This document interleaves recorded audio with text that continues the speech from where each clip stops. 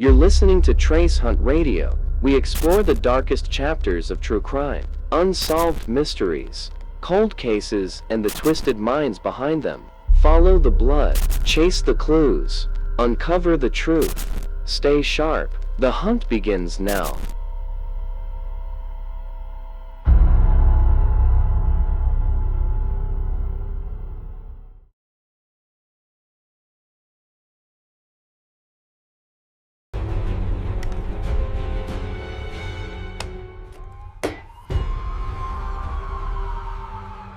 In a quiet suburb, a seemingly ordinary estate sale drew curious neighbors and bargain hunters. Dusty books, antique clocks, and rare collectibles filled the old house. But in the basement, buyers stumbled upon something far more disturbing. A hidden room lined with macabre trophies, police reports, crime scene photos, and chilling relics linked to unsolved murders. At first glance, they seemed like grisly memorabilia, collected by a man obsessed with true crime. But one object stood out from the rest. A human skull, cracked and weathered, tucked carefully inside a glass display case. Police were called, expecting perhaps a collector's morbid curiosity. Instead, forensic tests revealed something far more horrifying.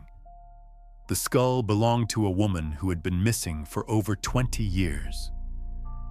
Suddenly, the death collector was no longer just a strange recluse with a taste for the morbid.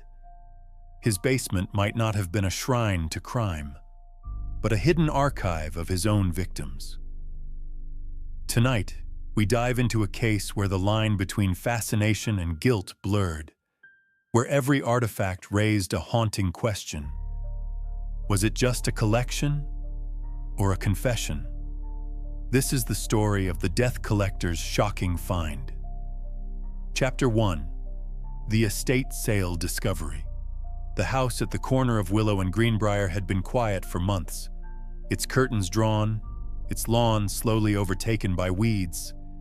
The property seemed frozen in time, waiting. When the notice went up, estate sale. This weekend, curious neighbors who had walked past the house for years finally had their chance to step inside. It was a warm Saturday morning, the kind of day when garage sales and secondhand treasures draw crowds. Cars lined the curb, and people milled about, chatting lightly as they filed through the front door. Inside, the air was cool and faintly musty, the scent of old books and dust. The living room was cluttered with relics from another era: porcelain figurines, antique clocks, shelves sagging under the weight of true crime paperbacks. Buyers rifled through boxes of faded newspapers, postcards, and old cameras. To most, it seemed like the belongings of a man who had lived alone for years and had perhaps loved stories of crime and history more than company. It wasn't until someone wandered toward the basement door that the atmosphere shifted. The door creaked on rusted hinges, revealing a set of steep stairs. At the bottom, a flickering bulb cast long yellow shadows across the concrete floor. Unlike the cluttered warmth of the living room, the basement felt deliberate, almost like a museum. Glass cases lined the walls, each filled with odd items: a blood-stained shoe, a wallet cracked with age, bundles of letters tied neatly with string, old police mugshots pinned to corkboards. Visitors whispered nervously, half disturbed, half fascinated. "He must have been obsessed with true crime," someone muttered. "Like one of those collectors who goes too far." But then came the discovery that turned curiosity into horror. In the far corner, behind a larger case of newspaper clippings, stood a small glass display. Inside, under the glow of a single desk lamp, rested a human skull. The bone was yellowed, the teeth intact, a hairline fracture stretching across the cranium. Unlike the replicas found in classrooms, this skull was too detailed, too authentic. A woman gasped. "That can't be real, can it?" A man leaned closer, peering through the glass. The jaw was slightly misaligned, a chipped molar giving it an uncanny imperfection. He stepped back, pale. "That's not a replica. That's real." Panic spread. Someone shouted for the estate sale organizer, who rushed downstairs, insisting it had to be a medical model. But when the local police arrived, summoned by a trembling phone call, the officers knew immediately. The weight, the wear, the tiny fractures of life and death etched into the bone. This was no model. The crowd was ushered out, the house sealed with crime scene tape. Buyers dropped the trinkets they'd been carrying. What had started as a casual Saturday hunt for bargains was now the epicenter of something far darker. The chatter outside turned frantic. Was he some kind of killer? Or did he just buy this stuff? Who collects that? By evening, television vans crowded the street. Headlines blared across the county. Human skull discovered at estate sale. Inside the house, detectives moved methodically through each room, cataloging the bizarre collection. What they found suggested that the skull wasn't alone. This wasn't just a collector's basement. It was a shrine, a private archive of crime, some known, some that would soon resurface in ways no one expected. And in that moment, the quiet man who had lived in the corner house, once dismissed as odd but harmless, became something else entirely. A mystery, a suspect, a shadow stretching back decades. The estate sale was supposed to empty out a dead man's belongings. Instead, it opened the door to secrets that had been waiting, patient and silent, beneath the dust. Chapter 2: The Death Collector's House. When detectives returned the following morning, the house no longer felt like a suburban relic. With the crowds gone and estate sale remnants boxed away, the silence pressed heavy, as if the walls themselves were reluctant to give up their secrets. Every room told a story, not of family dinners or holiday gatherings, but of isolation and obsession. The kitchen counters were coated with dust, as though no meal had been cooked there in years. The refrigerator held only expired condiments and bottles of mineral water. The bedroom upstairs contained a narrow iron frame bed, military neat, beside stacks of neatly labeled folders. Nothing spoke of companionship. The entire house was curated, almost sterile, except for the basement. The basement was the heart of the house, and the mind of the man now dubbed by media as the Death Collector. Detectives cataloged its contents methodically. On one wall, framed front pages from newspapers, lurid headlines about unsolved murders, missing women, and grisly crimes across the state. Another wall held a series of corkboards, each pinned with photographs, not just from news clippings, but originals printed from film, many marked with dates and locations in neat handwriting. Then there were the objects, dozens of them, each carefully stored as though in a private museum exhibit. A child's shoe, scuffed and cracked. A woman's compact mirror, its glass shattered but wrapped in tissue paper. Ticket stubs from bus rides and theaters, tucked in envelopes with handwritten notes. Each artifact was tagged with a number and a date. At first, investigators wondered if these were simply morbid souvenirs purchased at auctions or through dubious channels. Crime memorabilia did have a shadowy collector's market, but the more they looked, the more disturbing it became. Some objects bore dried traces, fibers, stains, residue, that suggested they hadn't been acquired through legitimate means. They looked lifted directly from crime scenes. The skull, of course, was the centerpiece. It wasn't displayed with grotesque flair, but with reverence, as though it were the crown jewel of his collection.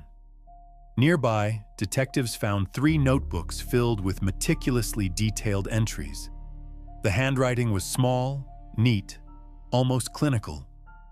Each page logged items in the collection, their origin, their story, sometimes a victim's name. One entry read, "Skull, female, approx, 30 years old, obtained 1999, found near quarry." That word, obtained, sent chills through the team. He hadn't written purchased or acquired. He had written obtained. Neighbors, when interviewed, described the man, Harold Kramer, as reclusive, polite, but distant. He had lived alone since the late 1970s. Some remembered him walking late at night with a flashlight and canvas bag. Others recalled seeing boxes carried into the basement, though no one ever asked what they contained. "He liked to keep to himself," one woman said. "We thought he was just eccentric, maybe a collector of antiques or something." But other recollections were darker. A man who grew up across the street remembered being warned by his parents never to trick-or-treat at Harold's house. They said he was harmless, just strange, the man recalled.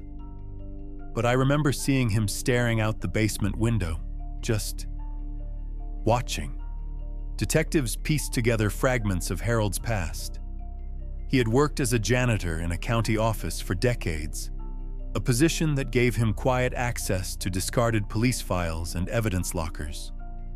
No one had ever questioned his habits.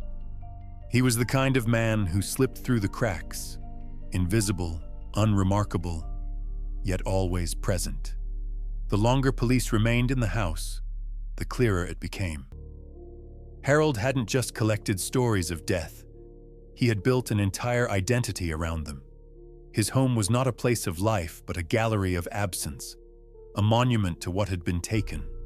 And as investigators carried evidence bags up the stairs and into waiting vans, one thought hung heavy in every mind. If a skull was found here, how many more of these objects were not just memorabilia, but evidence of crimes Harold himself had committed? The house on Willow and Greenbrier was no longer an estate in probate. It was a crime scene, one that stretched backward through decades, its corridors lined with shadows no one had dared enter until now. Chapter 3. From collector to suspect. The media had already christened Harold Kramer with a name that would outlive him: the Death Collector. It was easy shorthand for the man whose basement had resembled a macabre museum, but for detectives, the label was only the beginning. The real question was whether Harold was merely an eccentric man obsessed with true crime, or something far darker. The man behind the collection. Born in 1948, Harold had lived nearly his entire life in Hallowbrook. His childhood, neighbors recalled, was unremarkable, marked only by his shyness and a tendency to linger on the edges of playgrounds and libraries. He never married, never seemed to pursue close friendships, and worked quietly as a janitor for the county building. The job suited him. Long hours alone, access to forgotten spaces, the anonymity of a man few paid attention to. But Harold's solitude masked an obsession. Investigators discovered subscription receipts to crime magazines dating back to the 1970s. Boxes of VHS tapes were labeled with episodes of unsolved mysteries and cold case files. His notebooks were filled with clippings of murders from across the state, annotated with times, dates, and theories. It might have ended there, a lonely man's eccentric hobby, if not for the details that didn't fit the narrative of a harmless collector. The evidence that didn't belong. Many items cataloged in Harold's notebooks could not have been purchased on the memorabilia market. A child's shoe tagged with the date of a missing boy's disappearance. A bracelet identical to one seen in a police evidence photo from an unsolved case. Even handwritten notes that seemed to reference crime scenes before they had ever been made public. The skull sealed the suspicion. Forensic testing confirmed it wasn't a medical specimen, but the remains of a real woman. DNA testing linked it to a missing persons report from 1999, a case that had long since gone cold. Harold had recorded the acquisition of the skull in his own neat handwriting, casually marking the entry as though it were no more unusual than a stamp or coin. Detective Ellen Marlowe noted the chilling phrasing again. Obtained, 1999 quarry. It was not the word choice of a man who had purchased something illicit from a collector's fair. It was the phrasing of someone who had taken it directly. Patterns of obsession. When police traced Harold's employment history, the picture darkened further. As a janitor in the county offices, he had cleaned the evidence storage rooms. Over the years, staff turnover was high, and controls were lax. It was entirely possible Harold had pilfered small items, unnoticed, from the shelves of unsolved cases. But what about the skull?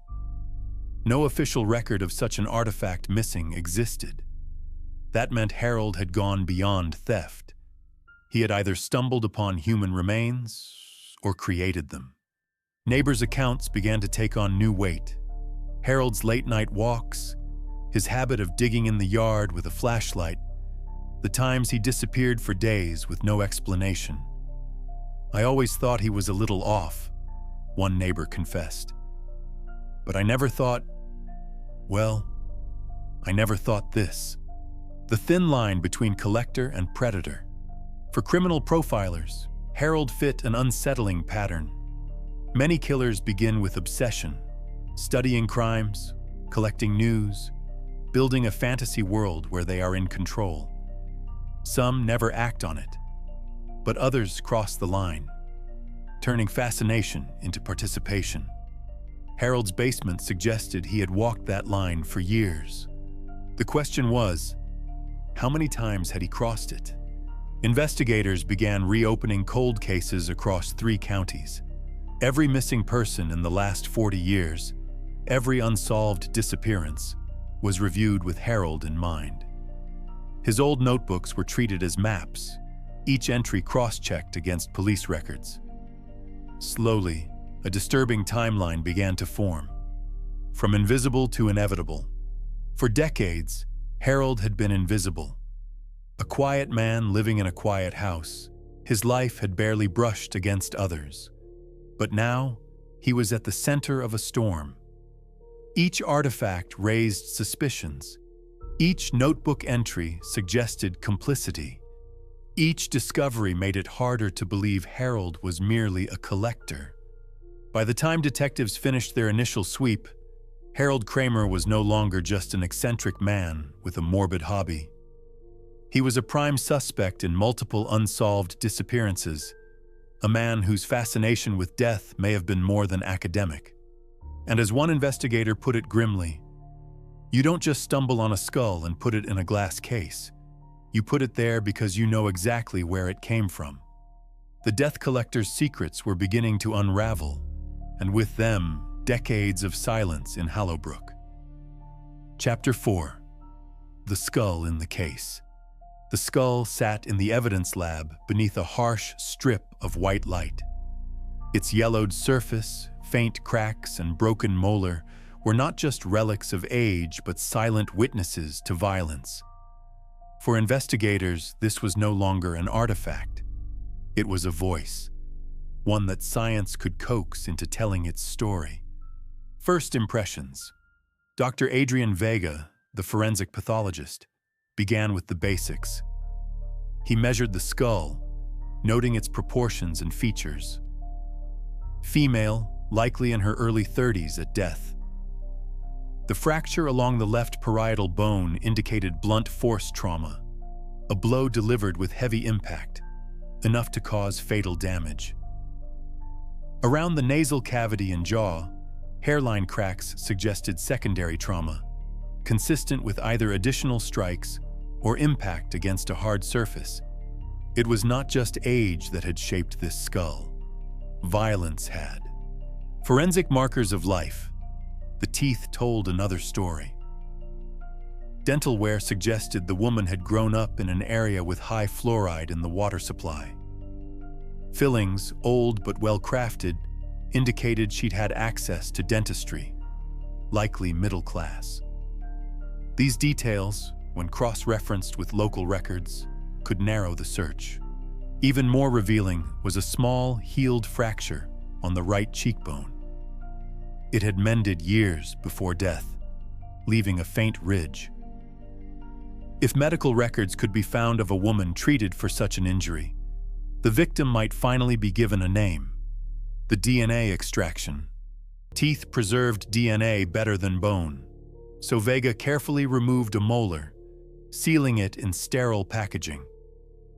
At the lab, technicians ground a fragment of enamel into powder and began the slow process of extracting genetic material. Results would take weeks, but the team was confident.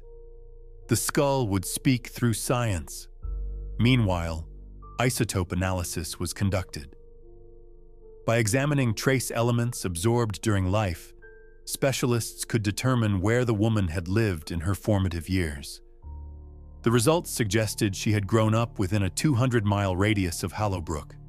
Not a traveler, not an outsider, but someone local. The journal connection. Investigators turned back to Harold Kramer's meticulous journals. On one page, dated September 1999, he had written, "Female approx. 30. Quarry site West Ridge. Obtained intact. Display case prepared." The word quarry was underlined twice. Detectives immediately searched records and found a quarry on the outskirts of town, long abandoned by the early 2000s. When cadaver dogs were brought in, they alerted to disturbed soil near the western slope. Excavations revealed fragments of clothing and small bones, likely animal remains mixed with human. The quarry had been a dumping ground. The clothing scraps were floral-patterned fabric, remarkably similar to the fragment found wrapped around the skull. Identification at last. When the DNA results returned, they matched with a missing persons case from 1999, Elaine Matthews, a 32-year-old waitress who had disappeared after leaving her night shift. Her case had gone cold within months, investigators at the time concluding she had likely run off to start over. Now, 2 decades later, her remains had been identified in Harold's basement. The family's reaction. Elaine's younger brother, Michael, received the news with trembling disbelief. "All these years, we thought maybe she left. Maybe she didn't want to be found. And now we know she never had a choice." He recalled that Elaine had mentioned a man who sometimes lingered outside the diner where she worked. Quiet, watchful. Police had dismissed it as coincidence. Michael now believed that man had been Harold, from collector to killer. With Elaine's identity confirmed, suspicion hardened into something stronger. Harold's collection was no longer just bizarre, it was incriminating. The skull was not memorabilia, it was evidence of murder. The quarry was not a curiosity, it was a crime scene. The chilling detail was how carefully Harold had preserved her. Unlike other killers who disposed of remains in haste, Harold had chosen to keep part of Elaine with him, encased like an exhibit. To him, she was both victim and artifact, transformed into another line in his grotesque catalog. A town confronts the truth. For the people of Hollowbrook, the revelation was devastating. Elaine had been part of their community, a woman with friends, family, and dreams. To learn she had been killed and displayed in secret, beneath the feet of neighbors, was almost too much to bear. At the diner where she once worked, co-workers placed her photo near the register, surrounded by flowers. Customers paused, whispered, and left donations for her family.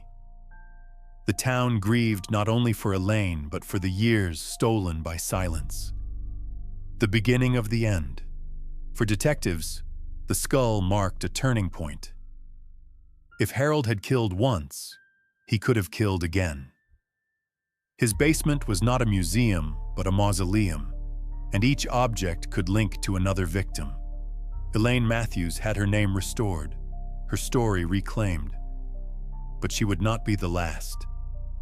The skull in the case was only the beginning. Chapter 5. The Missing Woman Returns. For more than 20 years, the name Elaine Matthews had lived only in whispers, a half-remembered face on a missing person flyer that had long since yellowed at the edges. In her family's home, the flyer remained taped inside a drawer, hidden but never discarded. Hope had withered with time, but it had never completely died. Now, with the skull in Harold Kramer's basement confirmed as hers, Elaine returned, not in flesh, but in memory, in grief and injustice that was decades overdue. Elaine's life before disappearance. Elaine Matthews was 32 years old when she vanished in September 1999. She was the middle child of 3, raised in Hallowbrook, a town where families measured life in routines. Sunday church, Friday football games, and Saturday nights at the diner where Elaine worked the late shift. Co-workers remembered her as someone who smiled through exhaustion, who tucked stray hair behind her ear while pouring coffee for night owl regulars. She dreamed of saving enough money to enroll in community college, maybe to study teaching. She wanted more, her brother Michael said softly. Not fancy things, just a better life. Her apartment, small and tidy, reflected her character. Bookshelves crammed with paperbacks, a calendar marked with work shifts and family birthdays. Nothing suggested she had been planning to leave. Nothing suggested she was anything but rooted in Hallowbrook. The night she vanished. On the evening of September 12, 1999, Elaine finished her shift at the diner just past midnight.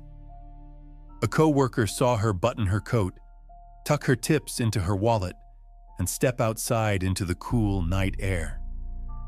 She lived only 6 blocks away. It was a walk she had taken countless times. But Elaine never made it home. The next morning, her landlord found her apartment untouched. Bed neatly made, uniform folded, purse missing. Her family filed a missing person report, frantic, but the case stalled almost as quickly as it began. She was an adult, one detective had told her mother at the time. Adults leave. Sometimes they don't want to be found. To her family, that explanation felt hollow. Elaine wasn't the type to vanish. She didn't have the money, the means, or the motive. But the police, swamped with other cases, let it slide into the growing pile of runaway files. Signs that were ignored. In hindsight, details stood out like warning flares. Elaine had mentioned feeling uneasy in the weeks before she disappeared. Co-workers recalled her talking about a man who lingered near the diner's parking lot. Tall, quiet, always watching. She never said his name, never described him in detail, but the fear in her voice had been real. She told me once she thought someone was following her, said co-worker Janet Collins. I told her she was probably imagining it. Now I'll never forgive myself. At the time, police dismissed these comments as paranoia. Without witnesses, without a body, there was little incentive to investigate further. Elaine's case faded into silence, a silence that lasted 20 years. The family's long vigil. For Elaine's parents, every passing year was a wound that never closed. Her mother, Ruth, set an extra place at the Thanksgiving table for nearly a decade before quietly stopping. Her father, John, died in 2010, still asking on his deathbed if there had been any word about Elaine. Her brother, Michael, became the keeper of her memory. He saved every article, every flyer, every mention of her name. He wrote letters to police chiefs and local newspapers. most went unanswered. So when they told us they found her, Michael paused during an interview, his voice breaking. It was like losing her all over again. But it was also finally knowing, finally being able to stop imagining every possible ending. The quarry connection. Harold Kramer's journal had pointed to the old quarry, where traces of Elaine's clothing were unearthed. Investigators concluded that Harold likely abducted her after her shift, struck her fatally, and concealed her body at the quarry. Months later, he returned to retrieve the skull, bringing it home to display in his basement. The grotesque ritual suggested compulsion, not only to kill, but to keep, to preserve. Elaine was not simply a victim. She was transformed into an object, part of Harold's macabre collection, a town force to remember. When news broke that the skull belonged to Elaine Matthews, Hallowbrook erupted in a mixture of grief and guilt. Vigils were held in the town square. Candles flickered against photographs of Elaine in her diner uniform, smiling with a tray in hand. Former classmates, now middle-aged, wept openly. But back then, we believed what the police said, one woman admitted, that she just left. We didn't push. And now we know the truth was buried under our noses. The diner where she had worked closed early on the anniversary of her disappearance, staff gathering quietly to honor her. A plaque was mounted by the door, in memory of Elaine Matthews, who served this town with kindness. A case reopened. With Elaine's identity confirmed, her once cold case roared back to life. Every note, every witness statement, every piece of evidence from 1909 was re-examined through the lens of Harold Kramer's guilt. Detectives traced his movements in those years and found chilling overlaps. Harold's work shifts at the county building coincided with the time Elaine vanished. His journals contained vague references to night walks near the diner, and his basement, his private shrine, contained multiple objects tagged with dates that aligned eerily with Elaine's disappearance. What once seemed like coincidence now formed a pattern, restoring Elaine's story. For too long, Elaine had been reduced to a statistic, a missing woman dismissed as another runaway. Now, her story was rewritten, restored with dignity. She had been a sister, a daughter, a friend, a woman with dreams. She had been taken brutally, but she was no longer lost. At a memorial service, Michael spoke to the crowd through tears. Elaine deserved better. She deserved to live, to chase her dreams. We can't give that back. But we can make sure she is remembered.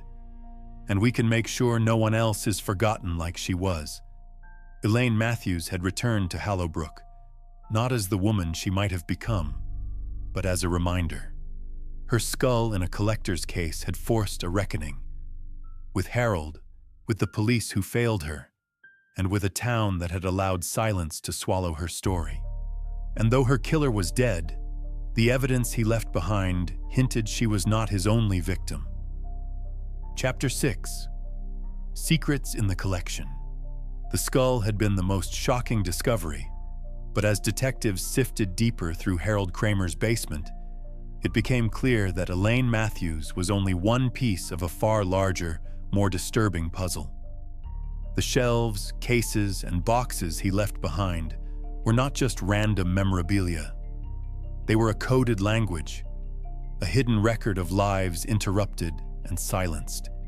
The catalog of horror. Each object was tagged in Harold's neat handwriting. Detectives laid them out on long tables under fluorescent lights, transforming the precinct's evidence room into a grotesque exhibit. There were over 200 items, each numbered and dated, with notations in Harold's journals cross-referencing them.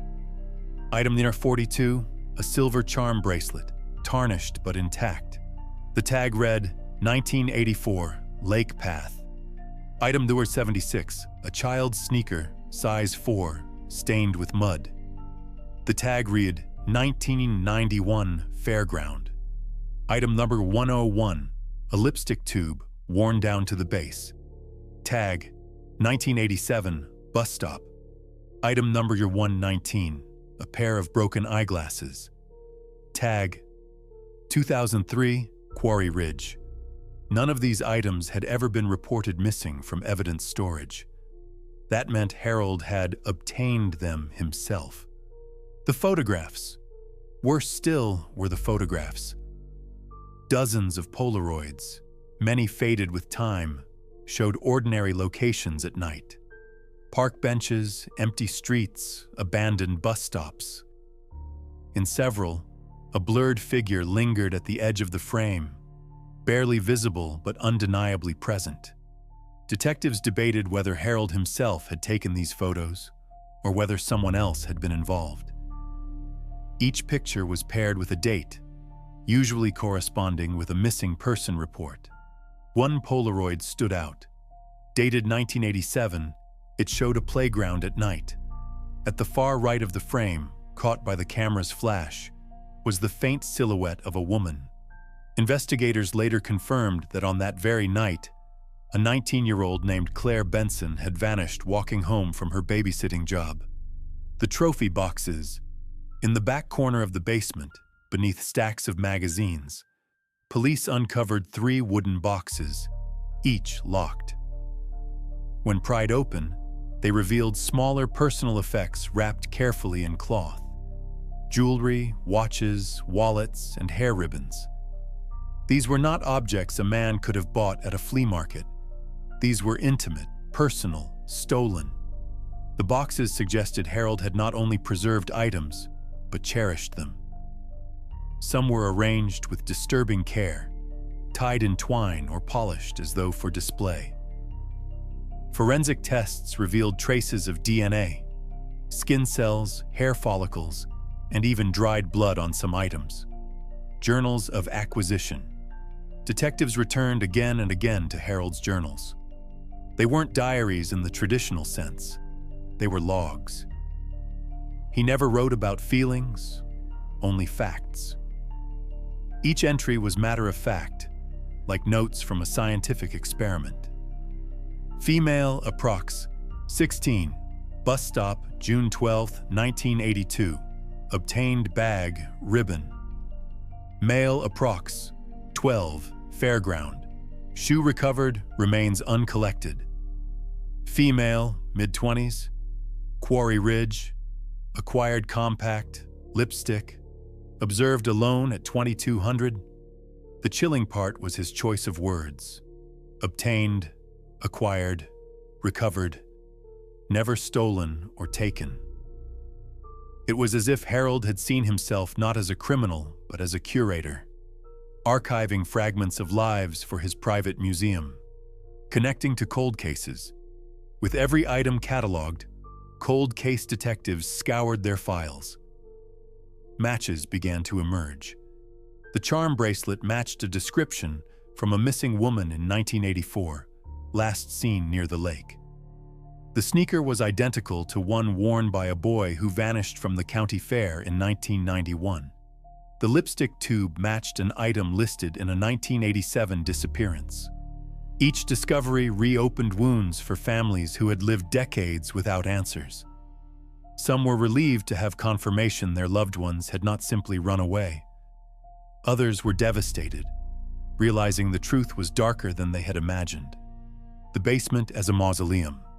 Forensic psychologists weighed in, suggesting Harold's collection wasn't just a hobby, it was ritual. Every item represents control, one expert explained. By keeping a piece of them, he kept them forever. The display wasn't for anyone else. It was for him. It was his private cathedral to death. The more detectives studied it, the more the basement felt less like storage and more like a mausoleum. Each item was a grave marker without a grave, a silent testimony to someone whose body might never be found. The neighbors' realization. When news of the items leaked, neighbors reacted with horror. "We lived across the street for 30 years, one woman said. And all that time he was down there keeping them. Another admitted she'd once sold Harold an old jewelry box at a yard sale and now wondered if it had been used to store someone's belongings. The realization that they had lived beside not just a recluse, but a man harboring evidence of multiple crimes left the community reeling. The house on Willow and Greenbrier transformed in memory from a curiosity to a chamber of nightmares. The questions that remained. As damning as the evidence was, questions multiplied. Had Harold committed all the murders himself, or had he scavenged some items from other killers' scenes? Was he working alone, or had he inherited his collecting habits from someone else? Perhaps even Gerald Kane, the butcher whose shadow still haunted the town. And most disturbing of all, how many more victims were represented in his collection? Detective Marlowe voiced the dread quietly one evening. We may never know the full number. For every object, there's a story. For every story, a life. And for some, the trail is gone forever. Elaine Matthews had given the skull a name, but the charm bracelet, the sneaker, the compact, they were still waiting. Waiting for families to recognize them, for justice to catch up with time. The secrets in Harold Kramer's collection were no longer his alone. They belonged to history now, and to the long shadow of a town forced to confront its past. Chapter 7. The Timeline of Death. Detectives knew that Harold Kramer's collection told a story, but it was fragmented, scattered across dates, objects, and places. To make sense of it, they needed to build a timeline, not just of Harold's life, but of his killings. It began as a wall of chaos, maps, photographs, and decades of missing person flyers pinned under fluorescent lights. Slowly, connections began to emerge, a pattern etched across time like footprints in shifting sand. The early years, 1970s. Harold's earliest journal entries dated back to 1976. He would have been 28 at the time, working nights as a janitor. The entries from that period were sparse, notes about watching, observing, and acquiring small things. Investigators believed these early notations referred to thefts from evidence lockers and voyeuristic pursuits. But one entry from 1978 stood out. Female, young, Quarry Ridge, compact mirror. First, this was the earliest reference to a victim. Police found a corresponding missing persons report, a 19-year-old hitchhiker last seen near the quarry. No body had ever been recovered. The compact mirror was now tagged as item number 12 in Harold's collection. The 1980s, escalation. By the 1980s, Harold's journals became bolder. Entries mentioned approach, interference, and chillingly, silence achieved. Families had reported several disappearances in the region during this decade, most young women walking home late, some children who strayed too far from home. Detectives cross-referenced his notations. 1982, bus stop, ribbon obtained. Linked to a teenage girl who vanished while waiting for a ride. 1984, lake path, bracelet taken. Matched to a woman who disappeared during a morning jog. 1987, bus stop, lipstick, compact. Connected to Claire Benson, the babysitter who never returned home. Each case had gone cold at the time, written off as runaways or isolated incidents. But now, laid out against Harold's notes, the pattern was unmistakable. The 1990s, bolder and closer to home. The 1990s marked a turning point. Harold's entries became meticulous, with specific times and locations. This was when Elaine Matthews disappeared, her skull later found in his basement. But she was not alone. 1991, Fairground, child. shoe retrieved. A boy of 12 had vanished at the county fair. His case had been headline news for weeks before fading. Harold had tagged the sneaker in his catalog. 1993, river path, female, purse acquired.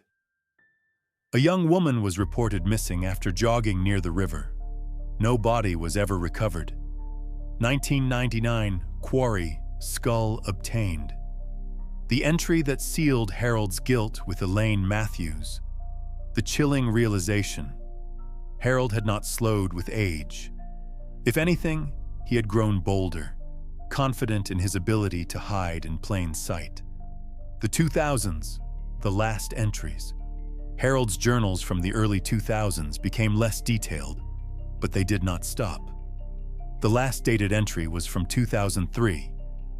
Female approx. 25 Ridge watch bag. That same year, a woman named Marissa Cole, no relation, vanished after leaving a party. Her case remained unsolved. Among Harold's possessions, detectives found a broken pair of eyeglasses, tagged 2003, which matched her prescription records. After 2003, Harold's entries dwindled. Investigators speculated he had grown older, weaker, perhaps less able to hunt. But whether he had truly stopped or simply grown more careful was a question that haunted the team. A map of silence. When investigators pinned all the disappearances to a map, a chilling image emerged. Nearly every victim vanished within a 5-mile radius of Harold's home or his nightly walking routes. Parks, bus stops, fairgrounds, and river paths, all were within his hunting ground. The quarry, marked again and again in his notes, appeared as the epicenter. It was his dumping ground, his ritual site, and his sanctuary. The numbers. By the end of the review, detectives linked at least 9 disappearances directly to Harold's journals and collection. Forensic evidence, DNA, belongings, journal entries, tied him to these cases beyond reasonable doubt. But whispers lingered that the true number could be higher. The gaps in his journals, the missing years, the objects too vague to match to a specific victim, all suggested there could be dozens more. Detective Ellen Marlowe spoke quietly at a press conference. What we know for certain is horrifying enough. What we may never know could be worse. The collection shows us the scale of his obsession, but it cannot tell us how many lives he truly ended. The pattern of a predator. Criminal profilers concluded Harold had followed a clear trajectory. 1970s, early experimentation, voyeurism, small thefts. 1980s, escalation, targeting vulnerable women and children. 1990s, peak activity, including the confirmed murder of Elaine Matthews. 2000s, fewer incidents, possibly due to age and declining strength. He had blended into society not by charisma or deception, but by sheer ordinariness. He was invisible because no one cared to look. The weight of the timeline. For the families of victims, the reconstructed timeline was both vindication and devastation. They finally had answers, but those answers came too late. Candlelight vigils filled the town square, names read aloud one by one. For some families, there was relief to know their loved one had not abandoned them. For others, the pain of knowing the truth cut even deeper. The death collector's timeline was complete enough for prosecutors to move forward. But in its gaps, the silence of other possible victims lingered. Haunting investigators who knew the truth would likely never be fully uncovered. Chapter 8. Neighbors, Friends, and Enablers. The revelations about Harold Kramer's collection left investigators stunned, but it also forced the town of Hallowbrook to confront an uncomfortable question. How could a man live among them for decades, carrying the weight of so many secrets, without anyone noticing? The truth was harder to swallow than the crimes themselves. People had noticed. They had seen glimpses, heard whispers, felt unease, but they had chosen silence. The neighbor's window. Across the street from Harold's house lived Margaret Ellis, a retired teacher. She had seen him for years through her lace curtains, walking late at night with his canvas bag, pausing at the corner under the streetlight.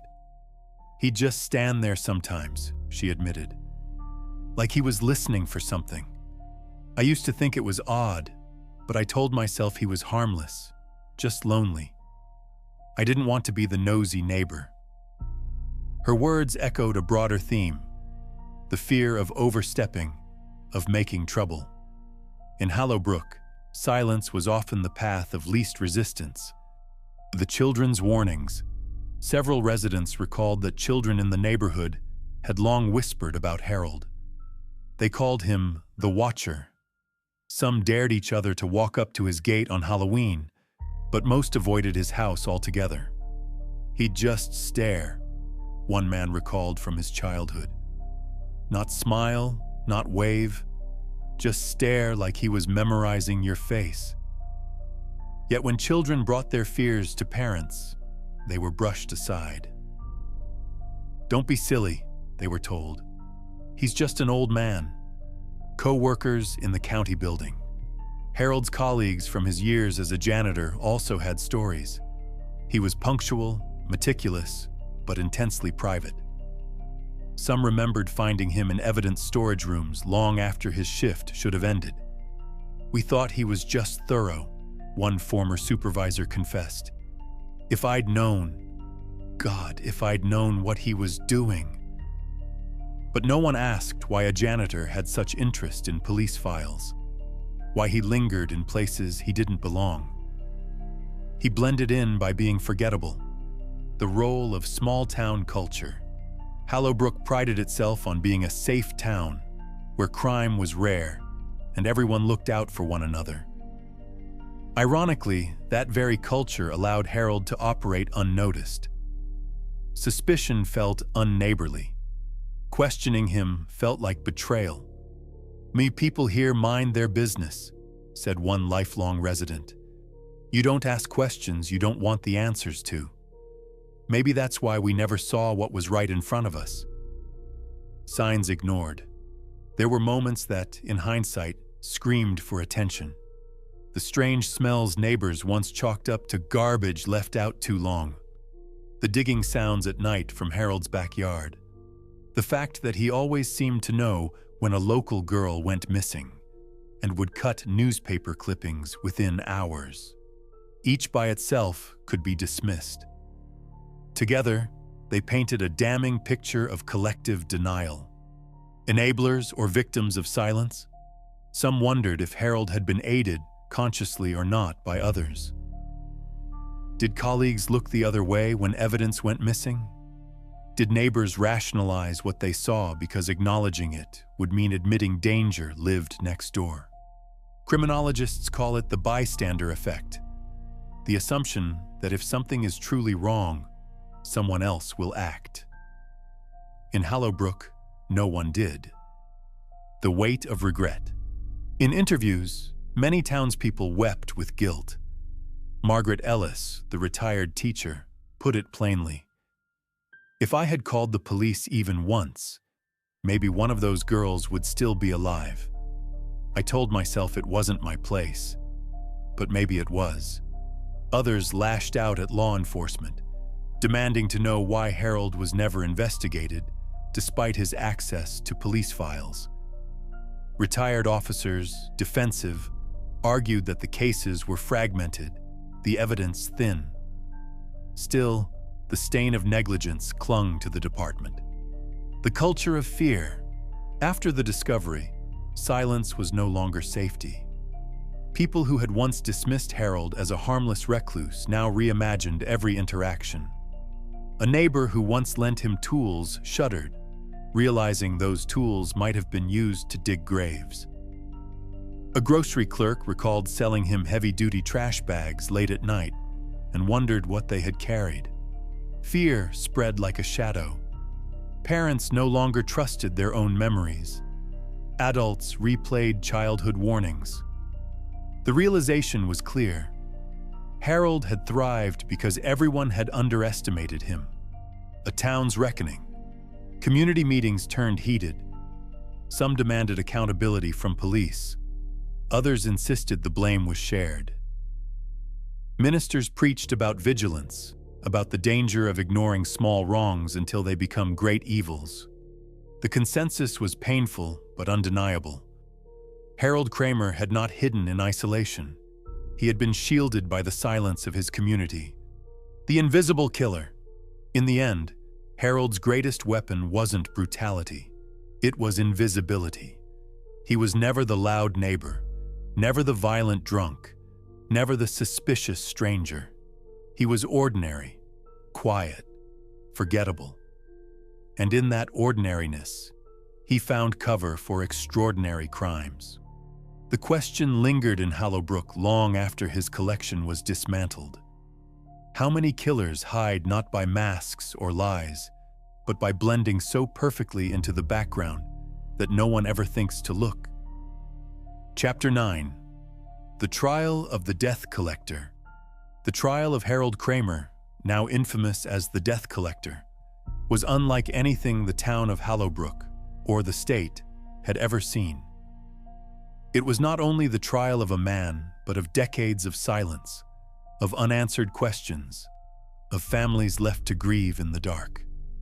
By the time proceedings began, the courthouse was ringed with news vans, reporters broadcasting every detail to a public riveted by the macabre story. The courtroom. Inside, the air was thick with tension.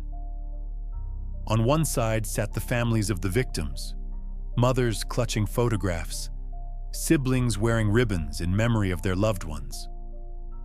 On the other side, Harold sat expressionless in a navy suit that hung loose on his frame.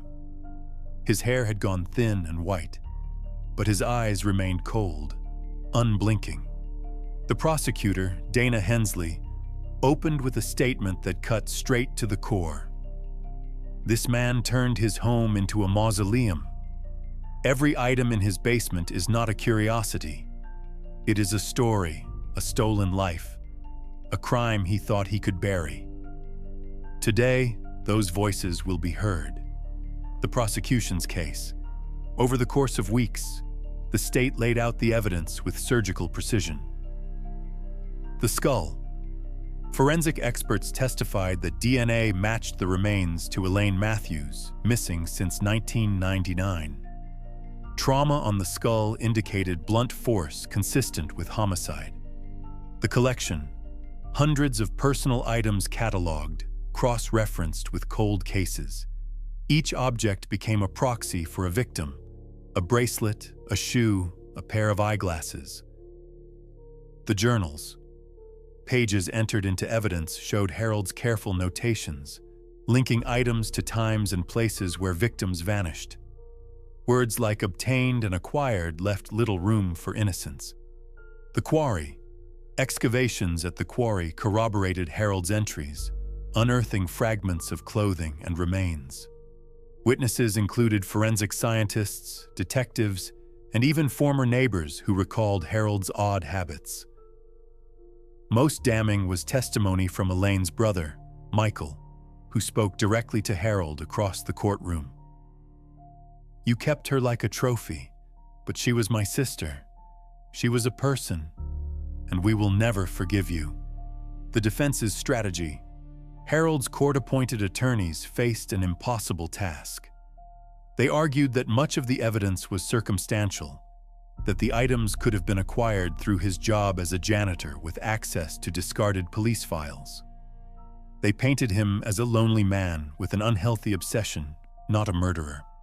They attacked the reliability of decades-old witness memories, the degradation of forensic evidence, and the gaps in Harold's journals. Curiosity does not equal guilt, one attorney argued. Collecting does not prove killing. At times, they even suggested Harold had been set up, that someone else had planted the skull in his basement. The jury, however, seemed unconvinced. Harold on the stand. In a move that stunned observers, Harold himself chose to testify.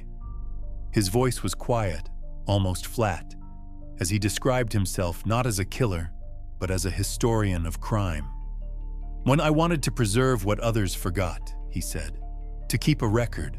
The world throws people away. I remembered them." When pressed about Elaine's skull, his only answer was chilling in its deflection. "Objects find their way to collectors. I didn't ask questions." The prosecutor leaned forward, eyes hard. "You didn't ask questions because you already knew the answers. Because you put her there." Harold did not respond. The verdict. After 6 weeks of testimony, the jury deliberated for just under 2 days. When they returned, the courtroom held its breath. On charges of first-degree murder in the death of Elaine Matthews, guilty. On charges of evidence tampering and unlawful possession of human remains, guilty. On charges linking him to additional disappearances, guilty. Each word landed like a hammer, and sobs broke out among the families. For them, it was not full closure. Nothing could undo decades of pain, but it was recognition, validation that their loved ones had not been forgotten. Sentencing. The judge, an austere figure who had presided over the county for decades, delivered the sentence in a voice that rang with finality. "You turned your home into a place of death. You collected human lives as though they were objects. This court sentences you to life imprisonment without the possibility of parole." Harold showed no visible reaction. He sat, hands folded, as though awaiting the next exhibit in his private museum.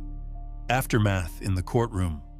When the gavel fell, reporters rushed to file stories, dubbing it the Trial of Shadows. Families embraced, tears and grief mixing with fragile relief. Outside, candles were lit for each of the known victims, their names read aloud in the chilly night air. For the town of Hallowbrook, the verdict was not just justice for Harold's crimes. It was a reckoning with their own silence. The trial had forced them to face the truth. Evil had lived among them, masked not by charm, but by ordinariness, by the comfort of ignoring what was uncomfortable. Legacy of the trial.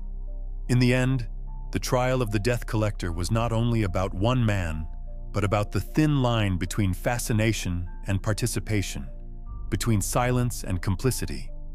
Harold would spend the rest of his life behind bars. His basement was dismantled, his collection sealed away in evidence archives. But the shadow he cast, and the unanswered questions about how many more lives he had taken, lingered long after the courtroom emptied. Chapter 10. Legacy of Horror.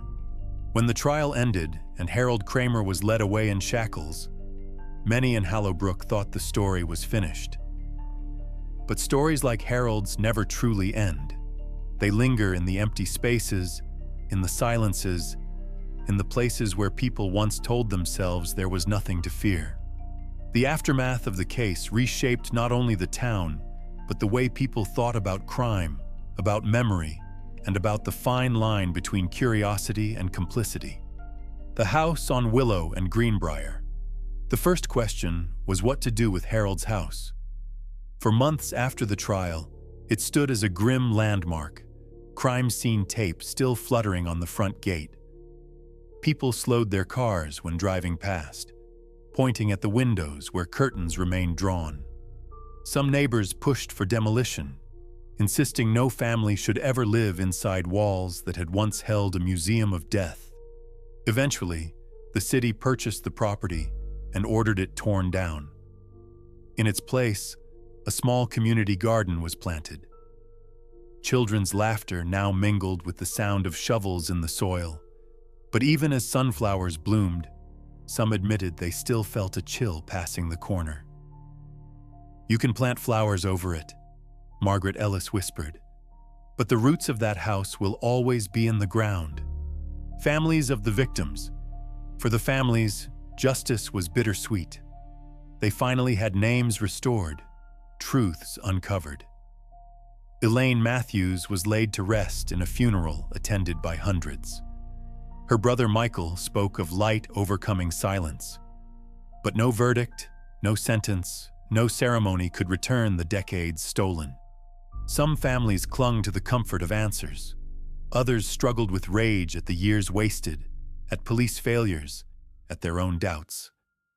A mother of one of the fairground victims confessed, "I prayed he had just run away. Now I pray he didn't suffer too much." A town's reckoning.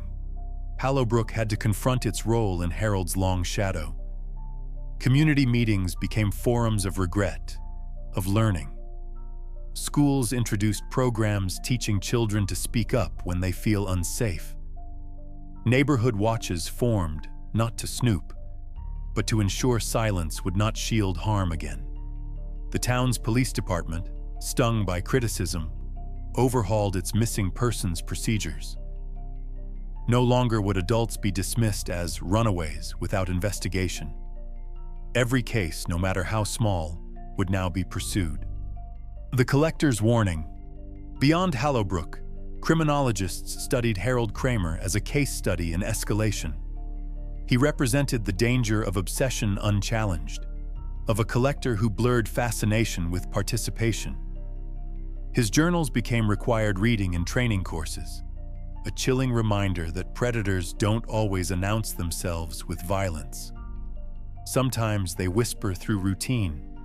Sometimes they hide in plain sight. One profiler put it best. Kramer wasn't a monster in disguise. He was ordinary. And that's what made him terrifying. Memory and memorials. In the courthouse plaza, a stone memorial was raised, etched with the names of the confirmed victims. Around it, candles were lit each anniversary of their disappearances. Families gathered, some finding solace in community, others still haunted by unanswered questions. The memorial bore a simple inscription: "May silence never again hide the truth." The lingering questions. Even as Harold spent his days in prison, questions remained. Were there more victims whose names would never be known? How many of the items in his basement belonged to lives erased from memory? The unanswered hung heavy, a shadow that could never be fully dispelled. For every family who gained closure, another remained uncertain. Some items in Harold's catalog could not be matched to any reported disappearance. They were blank spaces in history, whispers with no one left to claim them. A cultural shift. True crime enthusiasts, once fascinated by Harold's collection, began to reckon with their own boundaries. Documentaries and podcasts debated the ethics of obsession. Was there a line between learning from crime and romanticizing it? Between remembering victims and glorifying killers? The death collector became a symbol, not of fascination, but of warning. His basement was the physical embodiment of what happens when curiosity curdles into cruelty, when silence enables evil. The last word. Michael Matthews, standing at his sister's grave one autumn evening, said it best.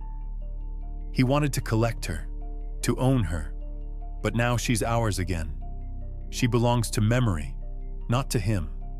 In those words lay the legacy of the case. Not Harold's trophies, not his journals, not the museum of horror he built beneath his home, but the reclamation of lives, the return of voices long silenced. Closing reflection. The death collector is gone, but the questions he left behind remain. How many others like him live unnoticed, hidden in ordinary towns? How many basements hold secrets disguised as hobbies, obsessions, collections?